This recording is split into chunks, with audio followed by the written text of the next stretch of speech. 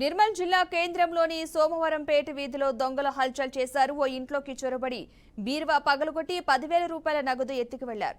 ఇంటి యజమాని బంధువుల పెళ్లి కోసం మహాలక్ష్మి వాడకు వెళ్లిన సమయంలో ఈ చోరీ జరిగింది. ఇంటికి తిరిగి వచ్చిన యజమాని బీరువాలో వస్తువులు చిందరవందరగా పడి ఉండటాన్ని గమనించారు. అందులో ఉంచిన 10,000 రూపాయలు కనిపించకపోవడంతో పోలీసులకు ఫిర్యాదు చేశారు. ఘటనా స్థలికి చేరుకున్న పోలీసులు కేసు నమోదు చేసి దర్యాప్తు చేస్తున్నారు.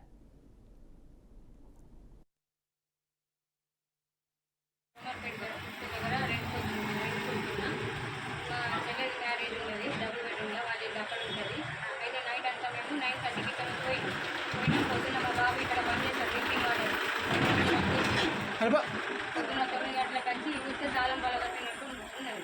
అదే తలుపు తీయడం అయితే నాకు ఎవరు చేస్తే నాకు ఫోన్ చేసింది. నేను అంటే తలుపు బలగొట్టి వస్తాను పోలీస్ స్టేషన్ ఇంట్లోకి వచ్చి పిల్లలకి వచ్చి 10,000 పొద్దున పోలీసు